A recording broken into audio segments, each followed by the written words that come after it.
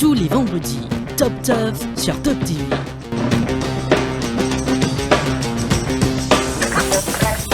Bonsoir à tous, c'est avec grand plaisir que nous allons accueillir sur le plateau de Top TV pour nous l'émission Top Tough. Top Tough, c'est l'émission qui est capable de suivre chaque vendredi à partir de 20h30 en direct sur Top TV. Et cette semaine, nous parlons de la 17e journée de course. 8 courses au programme. Nous sommes capables d'y aller un champ assez ouvert, nous avons un grand les courses, notamment le retour en piste du crack de l'écurie Ricky Magor Al-Shiba. Et cette semaine, moi, je suis supposé accueillir Sylvain Charumoutou. Malheureusement, il arrive un petit imprévu. Mais moi, Adrien Apassami qui est avec moi. Adrien Apassami, passionné de course et aussi administrateur d'un groupe sur Facebook, le Target Race Group, qui nous est capable d'y aller. Beaucoup de personnes peuvent suivre ça. C'est un talent émergent à l'île Maurice dans le Giron. Adrien, bonsoir. Bonsoir, Neve, c'est bonsoir à tous mes followers. Adrien, comment vas-tu? Jeune passionné, tu occupes un groupe, le Target Race Group sur Facebook. Qu'est-ce que tu dis de l'autogroupe avant de démarrer avec les analyses? Bon, mon groupe, c'est un groupe qui m'a créé un an et demi, que j'ai adoré, que comme si, moi, j'exprime beaucoup de là, côté training, tout petit point qui m'a trouvé, m'a mettre là, parce qu'il m'a content d'analyser mon groupe, m'a content des courses. Mais c'est un groupe que on a beaucoup de support. Beaucoup qui sont bien positifs, ben voilà. Et voilà, Adrien, j'espère que la moisson sera bonne aujourd'hui avec mon analyse qui nous pouvait en vue de cette 17e journée. Mais avant de nous démarrer les analyses, il y a une nouvelle qui nous tombait un peu plus tôt. La PML de l'entraîneur Vincent Allette Finette terminated. Donc Vincent Allette se licence en tant qu'entraîneur et propriétaire Finette révoqué par la Gambling Regulatory Authority. La HRD envoie nous un communiqué aux alentours de 16h et dans ce communiqué là, je dis aussi que les chevaux de Vincent Allette de l'écurie Vincent Allette pour être retiré de cette 17e journée, notamment dans la 4e épreuve au PAG, dans la 5e épreuve Grand Vision, dans la 6e épreuve Holy Warrior et Favor et dans la 7e épreuve Marauding. Nous finissons, il y a un contact avec Vincent Allette, mais il n'est pas fini de joignable, ce téléphone éteint, mais toutefois, demain matin, lors de l'émission Hot Tough Talk, nous vous donnons tous les détails concernant ce qui finit d'arriver et aussi la réaction des différents TFI, des différents entraîneurs et aussi la réaction principale de Vincent Allette qui nous attend et aussi une explication de la part de la GRA concernant qui fait cette fin révoque la licence de Vincent Allette. Nous rappelons qu'il y a une bande sonore qui peut circuler par rapport à Vincent Allette et les autres protagonistes dans le giron hippique, mais toutefois nous revenons à ça l'information le plus vite possible et quant à nous pour démarrer avec l'analyse de cette 17e journée sans les chevaux de Vincent Allette malheureusement. Et nous manquons une pause pub et nous retrouvons dans quelques petits instants pour la suite de l'émission et nous vous démarrons par l'analyse de la première épreuve. Tous les vendredis, Top Tough sur Top TV.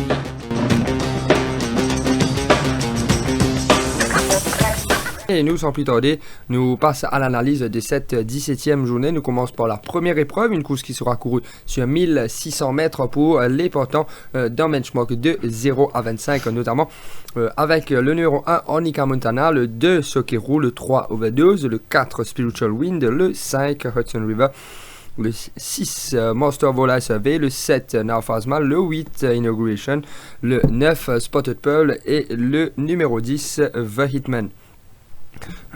Overdose dit Pierre Baud sur 4e sortie de la saison, décevant sur 1850 mètres qui n'est capable de dire à l'époque c'était sa distance de prédilection, mais nous trouvons que sur 1600 mètres il peut faire assez bien, il fait second derrière Wild World. Ce jour-là il est capable d'aller assez incommodé en ligne droite, certes il pas pour gagner les courses là ce jour-là, mais je peux terminer un peu plus près à une demi-longueur disons-le de Wild World ce jour-là. Associé encore une fois à Swapnil Rama, Overdose sera nous capable d'aller et vise le rachat cette fois. Moi, vous pensez que ce sera cette fois ou jamais pour ce pensionnaire de l'écurie Amos Soudjal qui jusqu'à présent pas l'amène aucun gagnant, et pourquoi pas avec Overdose avec l'apport du jockey Swapnil Rawa. Sokeru, ex-pensionnaire de l'écurie Gazador, excusez-moi, qui finit passe sous la férule de l'entraîneur Rajramjin, et comme propriétaire Sylvain Chaurimutu, qui tu peux expliquer nous un peu par rapport à une chance de ce coup-ci. Mais quand nous guette Sokeru, il pourra se première sortie cette saison, certes, mais si nous guette la fiche de Sokeru, ça les courses c'était un 0,25, et Sokeru, la dernière course qu'il a fait galoper, c'était en benchmark 36 face à qui? Face à Magnum PI. Ce jour-là, il termine à 5 longueurs certes de Magnum PI, mais Sokeru, c'est un cheval assez erratique qui, selon moi, pourra donner les 1600 mètres distance rallongée pour ce coursier. Sokeru, pour moi, sera très valable dans cette épreuve. Ce cheval-là, il galope en benchmark 41-36. Il est bien inférieur à sa benchmark là. C'est la première fois qu'il pourra de le benchmark 0,25. Idéalement préparé au centre Petit Garmin, essentiellement là-bas. Si toutefois il n'est pas bizarre, ça les courses de rentrer là, Sokeru pour moi sera très difficile à battre dans cette épreuve. C'est un outsider très valable dans cette épreuve, et surtout il peut bénéficier de la décharge de Nabil Sheikh Bachamia, 1,5 kg de décharge. Il propose uniquement 60,5 kg sur le deuxième couloir. Avec les 2 mètres de fauteuil, Sokeru prenait le boulevard en ligne droite pour capable accélérer tout au long des bords pour venir disputer l'arrivée.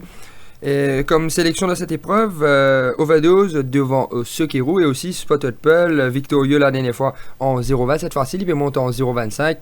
Moi, je pensais que le rallongement de la distance, pas forcément à son avantage. Moi, je tente pari pour aller contre le favori de cette épreuve. Je parle pour Overdose devant Sokeru, et à la 3e place, Spotted Pearl. Adrien, une analyse de cette épreuve? Bon, c'est un écouse que je pensais, c'est un vrai 0,25, un écouse vraiment difficile pour le vainqueur. Tu mentionnes Overdose. Bon, un cheval qui pour moi, training mon tour bon mardi. C'est un cheval qui, bon, pas un tour bien du tout, un cheval que pour moi, franchement, Overdose se forme autour de peine vainqueur dans les courses. On prend des risques pour dire ça. Mais franchement, pour le vainqueur, difficile. On est à Montana, un premier galop, sur B36 dans 0,25. C'est le 600 mètres direct, mais c'est un stayer qui est bien fait, le 2200 mètres l'année dernière. C'est peut-être pas le récent vainqueur, premier couloir de Neuilly, on pensait, c'est lui qui va la battre là-dedans, parce qu'il premier couloir, un récent vainqueur, il peut au bord. Innovation, la dernière fois, il termine à 2,70 de Wywall, 8e couloir, mais 600 mètres, pour moi, pas de problème. Franchement, une course vraiment difficile.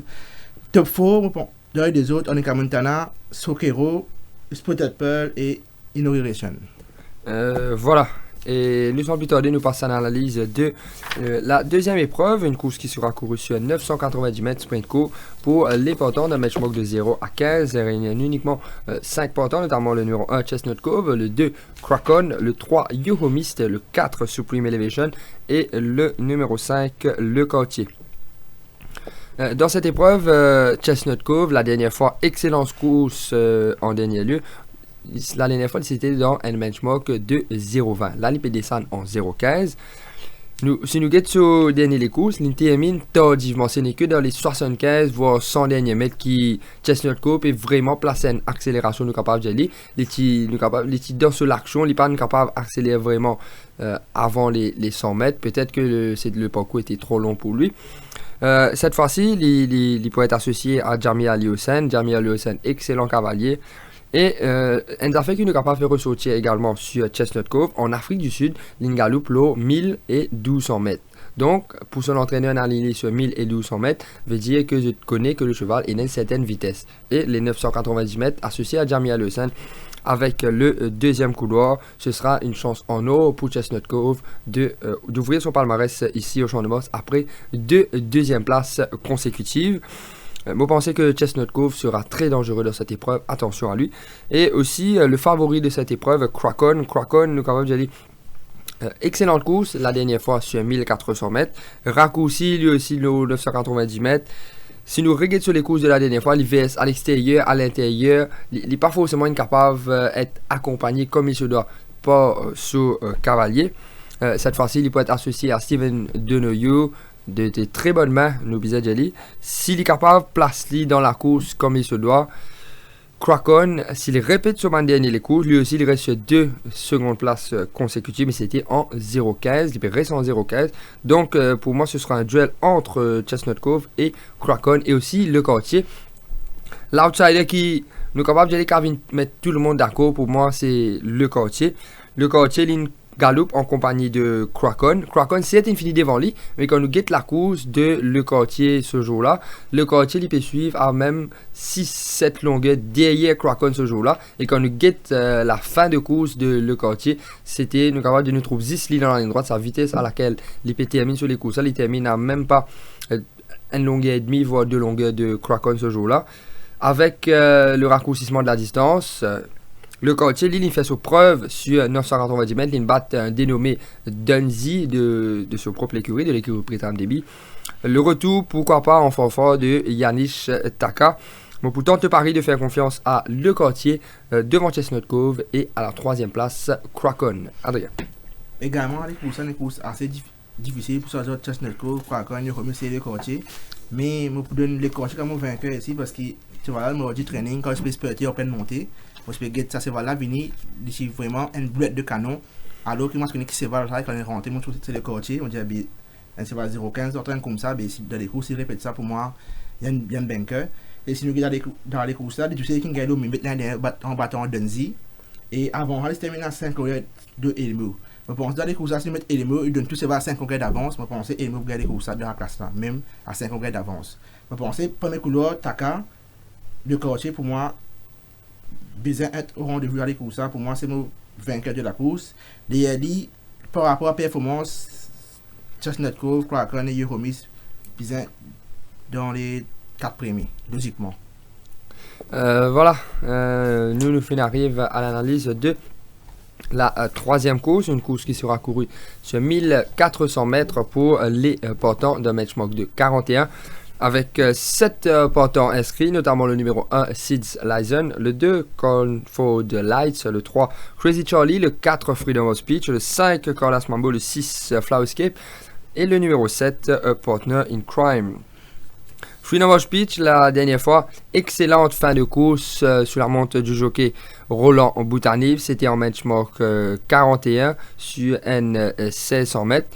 Il était extrêmement outsider ce jour-là et l'émission juste avant, l'émission Top 10 juste avant ça les courses, mais tu dis bien fait attention à Freedom of Speech côté à 3000 roupies. Il n'est pas fini de Nutall, il termine 3e ce jour-là. Il démontrait que ce n'est pas un problème derrière lui. Donc, qui va un problème chez derrière lui par rapport à ce qu'il est capable de recueillir de Samraj Mahadia, c'est que le cheval il peut avoir un problème pour prendre le départ parce qu'il peut perdre quand la postale ouvre le bruit qui la postale fait quand il est ouvert au moment du départ. Ça tu peux affoler Freedom of Speech. Et il n'est pas capable de get on terms avec les autres chevaux. Et il peut perdre beaucoup de longueur sur le départ. Il n'est pas capable de finir sur les courses comme il se doit. Nous trouvons que c'est un problème maintenant derrière lui. Et c'est un cheval qui galope dans un benchmark pli là-haut. 4e couloir cette fois-ci avec le jockey Michel Platini de Oliveira en selle. L'écurie Samraj Mahadia en fanfare cette début de saison. Et vous pensez que Freedom of Speech pour moi sera mon vainqueur dans cette épreuve devant Crazy Charlie qui prend une excellente place derrière Ron's Joy. Nous regardons sur les courses de la dernière fois. Crazy Charlie suit en queue de peloton dans la poussière et Livin termine à la 3e place ce jour-là devant Ron's Joy qui tient à tout dans son faveur aussi derrière Best Day of My Life ce jour-là qui peut taquiner sérieusement Ron's Joy. Donc, duel entre Freedom of Speech, Crazy Charlie et à la 3e place, le régulier Sids Lyson. Mais toutefois, moi pour God Freedom of Speech comme mon vainqueur dans cette épreuve. Adrien. Bon, madame, pour moi, partant dans le match de Freedom of Speech et Crazy Charlie. Crazy Charlie, pour moi, est en premier, dans le sens que c'est voilà, la dernière fois, il termine 3e, à moins qu'elle ne gagne de Rose Joy. C'est seulement en 34 secondes, avec seulement 7 sévales, on pensait pour bien placer. Et d'ailleurs, Crazy Charlie, pour moi, c'est un change horse à l'entraînement qui me pensait. Je trouve un nouveau Crazy Charlie demain. À l'entraînement, pour moi, il réalise un winning gallop vendredi dernier, quand il réalise 11 secondes, 11,42, 11,94, 422,35 et les 635,38 secondes. Je pensais, avec seulement 7 sévales, il n'est pas plus loin. basant sur des 600 mètres la dernière fois, 34 secondes, et aussi sur le forme qui était en ce moment, je pense si il démarre au bon moment, ensemble, avec les autres dans les droites, de manière, il vient ensemble avec tous ses balles, pour moi, il sera le vainqueur de la course. Et sinon, Freedom of Speech également, il y a un training dosé, vous allez dire, que vendredi dernier, il réalise un excellent délaps 11 secondes. Quand il était en sous 22-90 secondes pour voir une train to kill. Et mardi, il confirme ça avec une excellente forme que nous terminons 11-01 de 200 mètres. Mais on pensait, au niveau de notre préparation, Crazy Charlie et Freedom of Speech, même niveau. Ce dernier course, pareil, bon. Ben pour moi, tout dépend des circonstances que les meilleurs gagnent. Et qui était choix prioritaire dans cette épreuve? Crazy Charlie. Crazy Charlie devant Freedom of Speech. Freedom of Speech. Sans plus tarder, nous passe à l'analyse de la quatrième course, une course sur 1500 mètres pour les partants d'un benchmark de 46 avec le numéro 1 CR, le 2 Opag, le 3 Opag qui a été retiré, Opag de l'écurie Vincent Arlette qui parmi les favoris de cette épreuve a été retiré. Nous retrouvons avec 8 partants, avec le numéro 3 Pop Icon, le 4 Variety Factor, le 5 We Light the Fire, le 6 Massimo, le 7 Best Day of My Life, le 8 Juxomain et le 9 Onem Land. Sierre, c'est un cheval qui m'a bien content par rapport à l'histoire, la casaque emblématique de la famille Rouy. Sierre, c'est un de mes courses, un dernier coursier qui fait une galoupe avec la casaque vert émeraude de l'écurie Rouy. Sierre, il peut redescendre en benchmark 46 pour la première fois. La dernière fois, dans le benchmark 51, il gagnait sur le tapis vert. Il pas fait une monte de catégorie. Il est capable de galoper pour un benchmark de 46 malgré ce rating de 47. Vicky Rouy final de la décharge de l'apprenti Guljar sur ce cheval. Il propose uniquement 57 kg sur le dos. Sierre, il poursuit one-off selon moi. Le couleur, pas de problème pour lui. Et il sera très dangereux dans cette épreuve. Massimo, très bien entraîné. Et la forme de l'écurie Madia, pas besoin d'expliquer plus par rapport à la forme de l'écurie Madia qui enchaîne 2 quadruplés d'affilée durant les 2 dernières semaines. Donc, vous allez retenir tous les chevaux de l'écurie Madia au moins dans une combinaison. Mais Massimo, là, les retrouve là avec le 6e couloir. Il a une chance en or avec le retrait de Pag. Massimo et XCR, vous retrouvez bien lotis dans cette épreuve, ainsi que Onemland qui décevant les 2 dernières sorties, mais qui peut redescendre en benchmark, qui peut monter de catégorie après avoir bien fait en benchmark 46 derrière Magnum PI. Comme sélection, on parle pour CR devant Massimo et à la 3e place Onemland. Adrien. Bon, donc, après training, pour moi, on pense Massimo Onemland. Massimo, c'est vrai qu'il m'a le training mardi dernier. Je me rappelle qu'il m'a dit d'abord, monsieur Global Glory, parce qu'il training dans la montagne, il dit étonne-moi, il fait un galop, il domine, il n'a pas question dans la montagne, après passer à du but, et il répète ça en course, quand il bat, il gagne récemment, bat ICT Power, et après une semaine, mardi, Massimo fait pareil, quand la montagne domine, soit il ne fait pas quelque chose, même pareil, dans la montagne. Et basant à ça, basant sur bien sorti dans 51 B5 classe, on pense avec Platini. Si il y a un bon positionnement sur ce 7e couloir au départ, je pense qu'il prend un big runner. C'est vrai qui, pour moi, training mardi matin, comme on va training 6h25, c'est vraiment training que ça son qu'il nous donne là, doit dire sa place, c'est vraiment exceptionnel. On va trouver qu'il se va là, mais quand on est rentré, c'était Omnen. Pour moi, le seul training qu'il fait, il y a des galops. Il a fité avec de nous, on pensait, il prend un big runner. Si nous basons sur le premier sorti, c'est l'année de 46, il termine à 1 longueur 62 Martin P.I. On pensait dans les courses à se mettre Martin P.I. On pensait, c'est un nourrice. Donc, Omnen, Massimo pour le top 2 de la course. Et comme choix Comme choix, on prend Massimo. D'accord. Et nous sans plus tarder, nous passe à l'analyse de la 5e épreuve, une course qui sera courue sur 1500 mètres pour les partants d'un benchmark de 66 avec uniquement 6 partants, dont le numéro 1 Yo Peso Mine, le 2 Captain Flint, le 3 Likieyo, le 4 Transonic, le 5 Grand Vision et le numéro 6 Prince Alpha. Avec le retrait de Grand Vision dans cette épreuve, nous retrouvons avec uniquement 5 partants. Et quand nous avons des partants qui restaient, nous trouvions Peso Mine, Transonic, Captain Fleet, Likieyo, c'est ban frontrunner. Le seul finisseur de cette épreuve demeure Prince Alpha, et avec les circonstances, vous pensez que là, Prince Alpha, malgré qu'il monte de 2 catégories, 55,5 kg sur le dos, last time winner, il bat Seattle Kid, vous pensez que Prince Alf sera l'adversaire le plus coriace dans cette épreuve parce que c'est le seul finisseur patenté de la course et vous tente le pari de faire confiance à Prince Alf de très près devant Transonic et à la troisième place Captain Flint. Adrien. Bon, si mon top 2 c'est Transonic et Captain Flint, basé en performance, Captain Flint c'est le vainqueur. La dernière fois, il termine à 3 longueurs de gatekeeper. Vous pensez, si vous avez courses de gatekeeper, c'est un no-race. Transonic, d'après training, pour moi, il progresser encore. Qui savent qu'à faire qu'il est pas encore plus fort parce que quand tu vas gagner et qu'il progresse, ça va être plus fort encore. Vendredi, le 30 juin, il réalise un excellent délaps 11 secondes que le terme sur 400 mètres 22-82 avec 22 secondes. Il confirme ça par la suite des 4 juillet, délaps 11 secondes, 400 mètres 23-32. Donc, il est sur la montante et le top de sa forme. On pense le training, malgré les modes de classe. Alors, sur le deuxième couloir, s'il se mettre devant, sans taquiner pour moi, avec seulement 5 chevaux, Bizin fait ce triplé. Donc, moi, j'ai un match de Transonic et Captain Fleet. Ça pour ça. D'accord. Et nous sans plus tarder, nous passons à l'analyse de la 6e épreuve, une course 1850 mètres et c'est un groupe 3. Et on a les retraits plutôt de Holy Warrior et Faven. Retrouve-nous avec uniquement 5 portants dans cette épreuve avec Alshiba, Special Blend, Lunafacation et Adita Road Trail. Là, nous allons dire que c'est un match à 2 entre Alshiba et Special Blend. Alshiba, par rapport à la classe, par rapport à la valeur qu'il y possédait, c'est le meilleur cheval de la course, c'est le cheval de la course.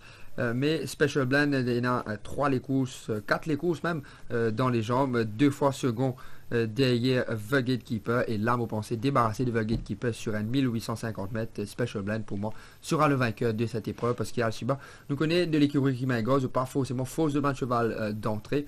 Et Alshiba, mon parcours, qu'il peut être faussé, il y a un prochain objectif plus précis pour Alshiba, notamment le 2400 mètres, le groupe 1 à venir. Donc, comme sélection, on tente le pari pour Special Blend devant Alshiba et à la troisième place, Adita Road Trail. Bon, ici, nos bunkers de tout valeur, c'est Alshiba. Mais d'abord, Alshiba, pour sa reprise, nos 1500 mètres, 2 semaines de cela, c'est une reprise parfaite au départ, c'est aussi bien, gab sur les courses, sur la droite, de ne pas taper ce voilà, je ne pas foncer voilà, en main, il était sur 600 mètres 35-94. Ce dernier fois, c'est 35 secondes, c'était Zouti gagné, l'année dernière, sur 2200 mètres, quand il bat contre la wall, c'est 35-84. Donc, ça montre qu'il prend 1500 mètres, il termine dans 35 secondes, alors que c'est un galop, il vraiment un point faux. Maintenant, si nous basons les courses à côté handicap, mathématiquement, pour moi, Alshiba, il a un gros morceau basant sur handicap. Dans le sens que, il y a un rating de 84. Mais d'abord, Alshiba, vous allez dire qu'il l'année là, il bénéficie de 5 points, un nouveau rating, qui normalement, il utilise plus que ça. Special Blend sur le 74. Donc, entre Alshiba et Special Blend, il a 10 points d'écart. Alors, si vous avez 5 kg de différence, mais prenez seulement 3 kg. Donc, Alshiba a monté le 2 kg. Ebel, son rating, 72, et a 12 points d'écart. Mais si vous avez 6 kg, mais prenez seulement 3 kg. Donc, Alshiba a monté pour 3 kg. Unification, si vous avez 27 points d'écart, qui en gros, il y a 13,5 kg de différence, mais prenez seulement 7 kg, qui ça fait Alshiba avantage pour 5,5 kg. Et finalement, Adita Road Trail, un mode de 26 points, qui il a 13 kg, mais c'est seulement 9. Alors, Alshiba avantage pour 4 points. Alors, en gros, handicap-wise, mathématiquement, Alshiba a un gros avantage côté handicap. Avec seulement 5 cévales, basé sur les courses côté sur 600 mètres, je pense, si je répète ce qu'ils m'ont dit, pour moi, c'est un no-race ici, Alshiba. Une sélection donc Alshiba. Et voilà, sélection de cette 6e course. Et nous passons à l'analyse de la 7e course. Une course qui sera courue sur un sprint court, 990 mètres pour les portants d'un benchmark 50 plus, notamment avec le retrait du numéro 5. Nous retrouvons avec uniquement 4 portants, avec le numéro 1 Triple Fit Line, le 2 Colomai Fate, le 3 Valerian King et le 4 Henry Tudor. Nous retrouvons avec Zisman Frontrunner, à l'exception de Triple Fate Line qui va suivre Follow and Fire. Colomai Fate Frontrunner qui pas forcément fin de démontrer les bonnes qualités cette saison. Henry Tudor, le last time winner, battant Colomai Fate le plus facilement du monde. Et Henry Tudor, vous pensez qu'avec 3 portants, Il sera notre duel de cette épreuve pour la victoire. Vous faire confiance ici à Henry Tudor devant Valley Ranking qui, malgré un petit pépin de santé, s'il garde le plus sur valeur qui est là normalement, Valley Ranking, les capables de remporter les courses là, by fort. Donc, duel entre Valley Ranking et Henry Tudor. Et à la troisième place, un mot pour mettre Triple Fate Line. Adrien. Bon, une course vraiment difficile parce que, comme tu as fini, résume tout. Pour la victoire, Henry Tudor, sur le deuxième couloir, je pense qu'il est devant que le Fate. Et sans taquiner, je pense que c'est Cecily. Valley Ranking, c'est vrai qu'il est un top sprinter sur Fraser avec un tonton pour la première fois.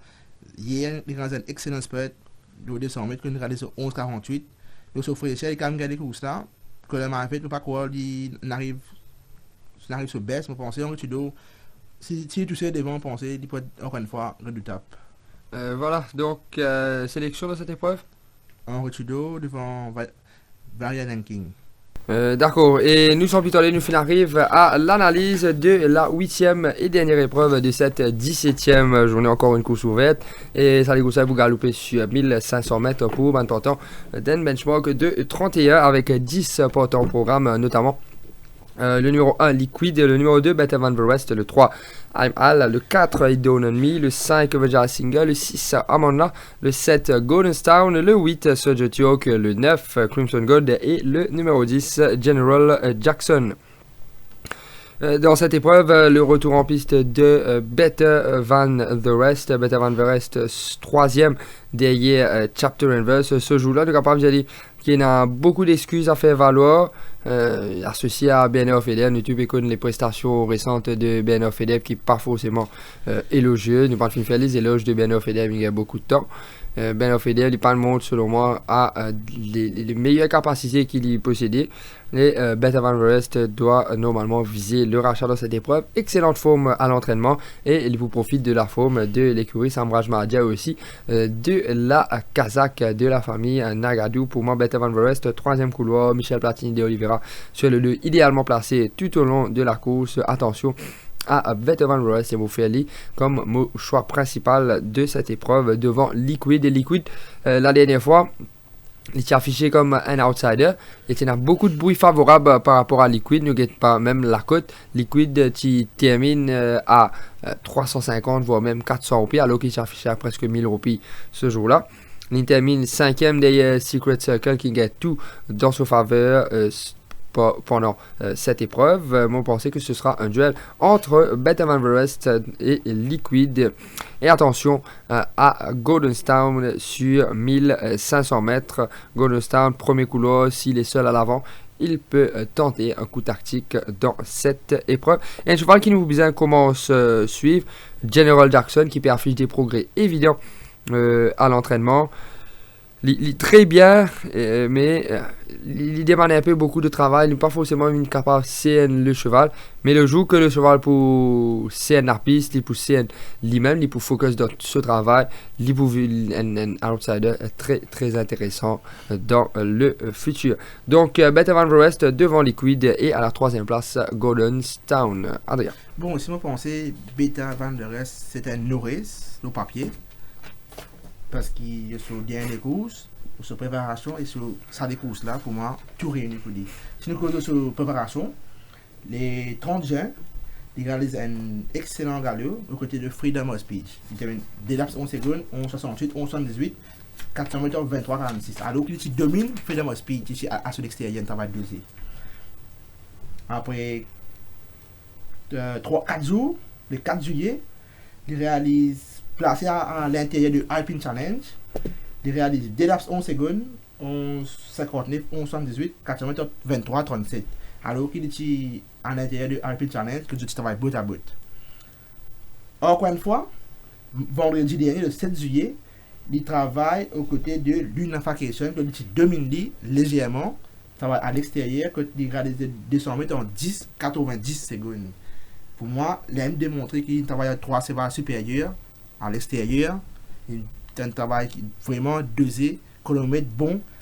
Uniquement à sa préparation, là, pour moi, c'est tu sais qu'il a des courses qu'il préparé pour gagner des courses, un no race.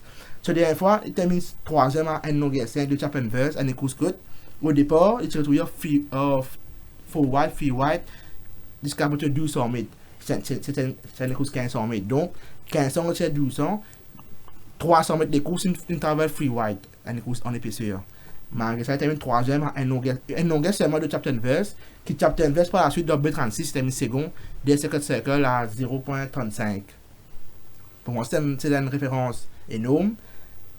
Platini, prochaine couloir, on pensait Fluent Fire. Affiché à 215 prix, hier, nous payons à 235, et actuellement, il y a 290. Ben, pour moi, c'est un favori logique, un favori, voilà. Pour moi, c'est Norris, Beta Van Veres. Si Galopement Bizin, pour moi, Beta Van Veres ne sera pas battu ici. D'accord, merci Adrien. Et quant à nous, nous finissons en revue les 8 courses au programme pour cette 17e journée. J'espère que vous finissez capable de suivre nous et prendre note de bonne analyse. Et là, nous arrivons au moment de bon choix. Moi, comme meilleur choix pour cette 17e journée, mon parle pour le coursier Le Quartier dans la deuxième épreuve et Freedom of Speech dans la troisième course et comme outsider très valable mon parle pour CR dans la quatrième course pilotée par l'apprenti Gouja pour l'écurie Vicky Rouy. Adrien, un choix, un top win et un outsider pour cette journée? Bon, mon premier grand outsider, mon deux banquets, mon 2000 bêtes, c'est Archiba et Beta Van Veres. Sinon, des super bêtes sérieux, c'est, vous pensez, Crazy Charlie, pour moi, et Massimo.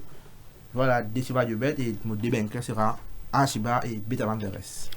Et voilà, merci Adrien, laissons le mot de la fin pour conclure l'émission. Bon, le mot de la fin, aujourd'hui, mon remercie, c'est un grand merci. Un moment grand attendu, mais c'était pas prévu pour aujourd'hui, ça, l'émission-là. C'était vraiment unexpected même, que un naissance aujourd'hui là parce que je finis par voir dans 2 semaines qui m'ont pour venir, mais voilà, une circonstance favorable dans mon faveur aujourd'hui que maintenant voilà, je remercie beaucoup et aussi l'équipe Top FM qui voilà Adrien, nous passons ça maintenant entraîneur, jockey, Libo aussi, que votre fils gagne l'occasion, vous partagez avec nous autres analyses, pourquoi pas vous qui payez nous un jour, nous vous partageons le plateau ensemble, pourquoi pas justement éclairer nous les autres camarades tuefistes en vue de bonnes journées à venir, parce que nous tous sommes passionnés de course et surtout capables envie de partager la vie. Et même en commentaire, vous êtes capable de partager votre main bête, votre cheval qu'ils ont trouvé à l'entraînement pour capable aider nous les autres personnes qui justement guettent nous l'émission. Et voilà, nous arrive à la fin de nous l'émission, nous analyse la 17e journée. Et pas oublier, demain de 10h à 11h sur les ondes de Top FM, nous prenons nous l'émission Hot Tough Talk en compagnie de moi-même et Ishak Tadjoudine, toujours fidèle au poste, pour donner les latest news, les évolutions de la cote par rapport à la journée de demain, les derniers bouts de couloir pour justement capable peaufiner les autres jeux, gagner le poids de chevaux, les derniers cotes et aussi ban bruit de couloir qui nous gagnait de la part de ban entraîneur, ban jockey et aussi ban propriétaire de chevaux. Voilà, merci de suivre nous pour nous l'émission Top Tough et nous autres rendez-vous la semaine prochaine pour la 18e journée et merci à tous et d'ici là portez-vous bien, à la semaine prochaine. Tous les vendredis, Top Tough sur Top TV.